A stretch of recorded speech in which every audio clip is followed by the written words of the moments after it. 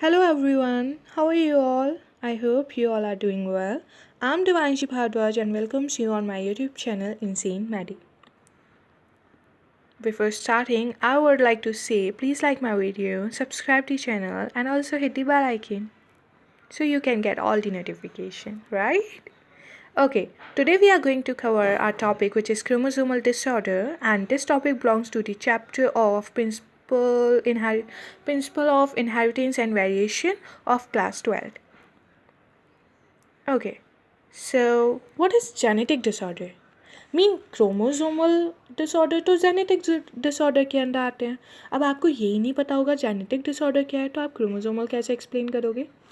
I know आपको पता है, सिंपली नेम से पता चल रहा है कि जीन में अगर कोई म्यूटेशन आती है, जीन कोडिंग में कोई भी प्रॉब्लम होती है तो वो जेनेटिक डिसऑर्डर कहलाते हैं. अब सिर्फ जीन्स के अंदर तो हमारे अमीनो एसिड्स भी आ जाते हैं, हमारे ऑटोसोम्स, हमारे सेक्स क्रोमोसोम सब आ जाते हैं. तो जी हाँ, जेनेटिक डिसऑर्डर दो टाइप में डिवाइड किए गए हैं, Mendelian disorder and chromosomal disorder. और आज हम कवर करने वाले हैं क्रोमोसोमल डिसऑर्डर. पर फिर भी मेंडेलियन डिसऑर्डर का एक ओवरव्यू ले लेते हैं. ओवरव्यू के लिए हम ले लेते हैं सिकल सेल एनीमिया को. अब सिकल सेल एनीमिया में क्या होता है कि जो ग्लूटामिक एसिड होता है वो वैलिन एसिड से चेंज हो जाता है, जिसकी वजह से जो हमारा सेल होता है उसकी शेप में फ़र्क आ जाता है, वो सिकल शेप का हो जाता है. तो मेंडेलियन डिसऑर्डर हमारे ऑटोसोम लिंक्ड भी हो सकते हैं, सेक्स लिंक्ड मतलब डिसऑर्डर भी हो सकते हैं, रेसेसिव भी हो सकते हैं और डोमिनेंट भी हो सकते हैं. ये टर्म्स हम मेंडेलियन डिसऑर्डर को जब कवर करेंगे तब अच्छे से पढ़ लेंगे. अब आते हैं हम क्रोमोसोमल डिसऑर्डर, जिसे आज हम अपनी वीडियो में कवर कर रहे हैं. अब क्रोमोसोमल डिसऑर्डर वो डिसऑर्डर हैं जो कि क्रोमोसोम्स की वजह से होते हैं, उसकी अबनॉर्मल अरेंजमेंट या किसी भी वजह से. तो आगे बढ़ते हैं. क्रोमोसोमल डिसऑर्डर, अब इसके कॉज मैंने बोला ना कि क्रोमोसोम्स की वजह से होता है. अब देखो इसने क्या बोला, या तो एब्सेंस हो या एक्सेस हो या अबनॉर्मल अरेंजमेंट हो क्रोमोसोम्स का, तो क्रोमोसोमल डिसऑर्डर हो जाते हैं. अब मैं आपको समझाती हूँ. आपको 3 रिपोर्ट्स दी गई हैं. ओके, और पहले तो ये बताओ ह्यूमंस में कितने क्रोमोसोम्स होते हैं? जल्दी. राइट, 46 होते हैं. Mean 23 pairs of chromosomes. Okay, तो हमने 3 रिपोर्ट्स दी. एक रिपोर्ट में एक्चुअली 4 रिपोर्ट दी हमने, ठीक है.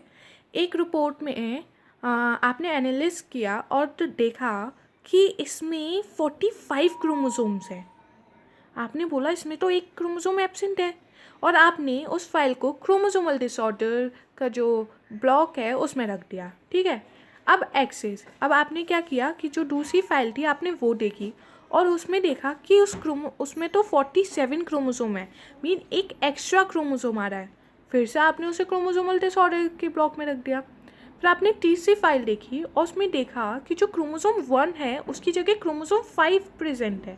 आपने उसे आपने एनालिस किया कि इसमें तो अब नॉर्मल अरेंजमेंट है, अरेंजमेंट गड़बड़ है, तो आपने फिर से उसे क्रोमोसोमल डिसऑर्डर के अंदर रख दिया उस फाइल को.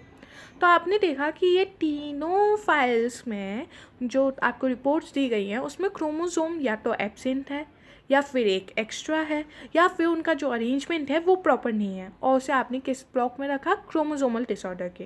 तो आपको समझ आ गया ना क्रोमोसोमल डिसऑर्डर के कॉज क्या हो सकते हैं.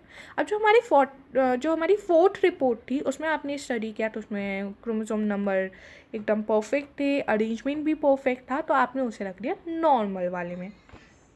ओके, अब जब हम आगे पढ़ने वाले हैं क्रोमोसोमल डिसऑर्डर के जो एग्जाम्पल्स पढ़ेंगे उससे पहले हमें इन टर्म्स को पढ़ना बहुत ज़्यादा इम्पॉर्टेंट है. पहला है एनिप्लॉइडी. एनिप्लॉइडी क्या होता है वो पढ़िए.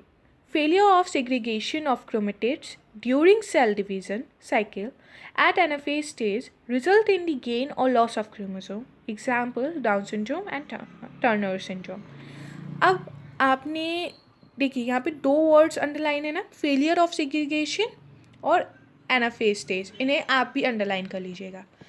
जब सेल डिवीज़न होता है, मतलब सेल साइकिल में जब सेल जाता है और वहाँ पे डिवीज़न होता है, तो एनाफेज स्टेज में जब क्रोमेटिड्स अलग होते हैं, सेग्रीगेशन मतलब सेपरेशन, जब जो क्रोमेटिड्स हैं उनका सेपरेशन होता है तो वो प्रोसेस फेल हो गई. फिर से बताती हूँ। एनाफेज स्टेज पे जब सेल साइकिल चल रही थी और डिवीज़न चल रहा था, तो जहाँ पे क्रोमेटिड्स को सेपरेट होना था वहाँ वो सेपरेट नहीं होते हैं और वो प्रोसेस फेल हो जाती है। तो उसकी वजह से क्रोमेटिड मतलब जो उसकी वजह से क्रोमोसोम का नंबर या तो बढ़ जाता है या कम हो जाता है।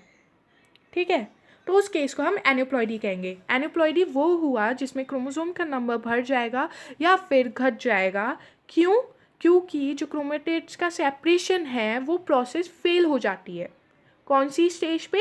एनाफेज स्टेज पे। और इसके एग्जाम्पल क्या है? Down syndrome and Turner syndrome. Now the second term is polyploidy. What does polyploidy means? Failure of cytokinesis after telophase stage of cell division results in an increase in a whole set of chromosomes. Example shown in plants.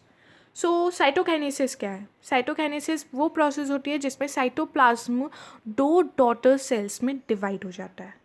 Okay, तो telophase stage के बाद जो cytokinesis process होनी थी वो fail हो जाती है। और वो हमने बताया साइटोकाइनेसिस मतलब जो साइटोप्लाज्म दो डॉटर सेल्स में मतलब डिवाइड होना चाहिए था वो डिवाइड नहीं हो पाता, वो प्रोसेस फेल हो जाती है। तो उसकी वजह से पूरा एक सेट क्रोमोसोम का इंक्रीज हो जाता है।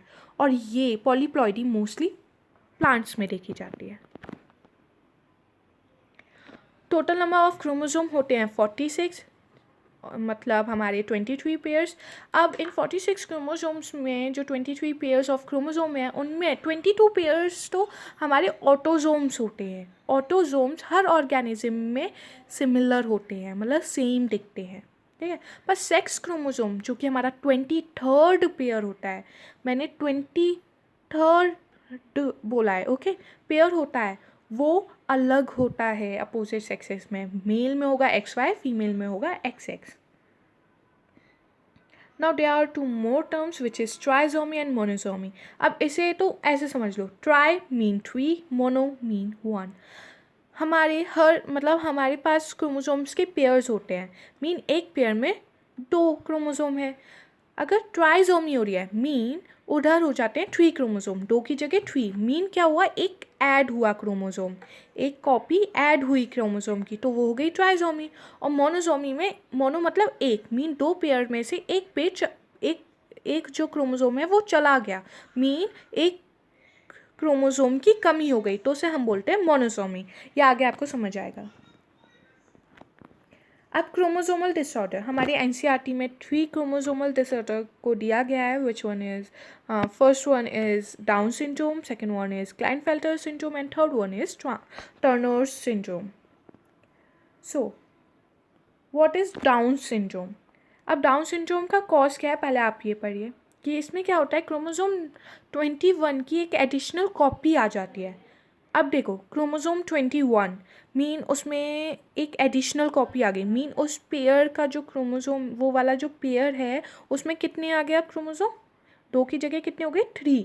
तो ट्राइजोमी एक एडिशनल कॉपी आ गई क्रोमोसोम 21 की, तो ट्राइजोमी ऑफ 21 हो गई यहाँ पे। ठीक है, इसलिए डाउन सिंड्रोम आता है। आपसे कोई पूछेगा कि डाउन सिंड्रोम क्यों होता है, तो आप बोलोगे 21 क्रोमोसोम की एक एडिशनल कॉपी ऐड हो जाती है। और इसे किसने डिस्क्राइब किया था? इसे लैंगडन डाउन ने डिस्क्राइब किया था, इसलिए इस सिंड्रोम का नाम डाउन सिंड्रोम है। हमने इन्हें क्रेडिट देने के लिए इनके नाम के ऊपर इस सिंड्रोम का नाम दिया। अब डाउन सिंड्रोम के सिम्टम, मैंने वो लड़की दिखाई थी जो कि यहाँ भी है, वो एक डाउन सिंड्रोम से मतलब अफेक्टेड है।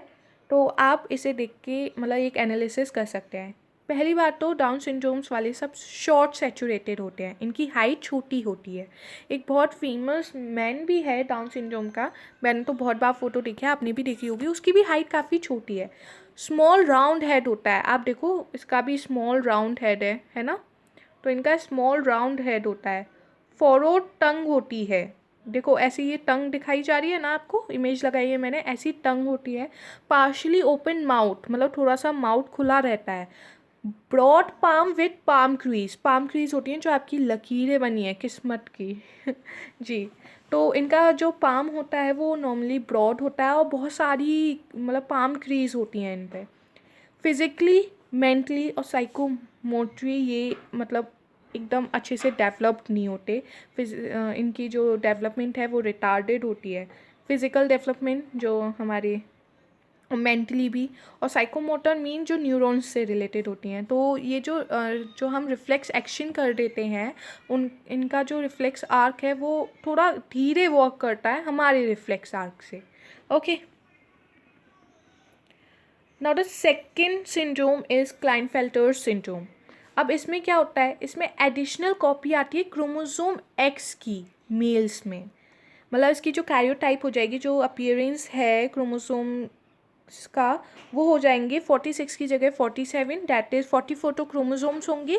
और जो एक्स वाई है, जो हमारा 23rd पेयर है, उसमें एक एक्स्ट्रा एक्स आ जाएगा, ट्राइजोमी हो जाएगी इधर, तो XXY ऐसे हो जाएगा। ठीक है, अब इसके सिम्टम्स क्या होते हैं, ये स्टेराइल होते हैं। स्टेराइल मीन इनफर्टाइल होते हैं, they are not able to give birth to a baby.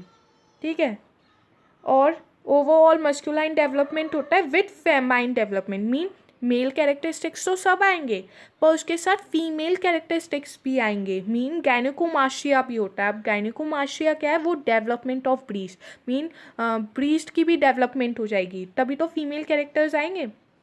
तो अगर नेक्स्ट टाइम से अगर आपसे पूछा क्लाइनफेल्टर सिंड्रोम के सिम्टम्स बताओ, तो आप बोलोगे sterile, overall masculine development with famine development, और बोलोगे गायनेकोमास्टिया। फिर जब आपसे कोई पूछेगा व्हाट डज गायनेकोमास्टिया मीन्स, तब आप बोलोगे development of breast, because you are bio student, you have to use these words. Okay, now the third one is Turner syndrome. अब टर्नर सिंड्रोम में क्या होता है, टर्नर सिम्टोम्स में एब्सेंस होती है, मीन इधर मोनोजोमी आ जाएगी। Absence of one of the x chromosome, that is 44 + X0, mean females में एक एक्स क्रोमोजोम का एब्सेंट होगा, मोनोजोमी आ जाएगी यहाँ पे। 44 ऑटोजोम्स रहेंगे प्लस X0, मीन इधर होंगे 45 क्रोमोजोम्स। ठीक है, अब इनके सिम्टम्स क्या होते हैं, sterile, infertile, they are also not able to give birth to a baby, and इनकी ओवरीज हाईली डेवलप नहीं होती, mean ovaries are rudimentary, rudimentary means not highly developed, ovaries highly develop नहीं होती, और ये सेकेंडरी सेक्शुअल कैरेक्टर्स को नहीं रखते, मीन इनमें जो सेकेंडरी सेक्शुअल कैरेक्टर होते हैं वो एब्सेंट होते हैं। Okay, so I want to thank you for watching my video. Bye bye.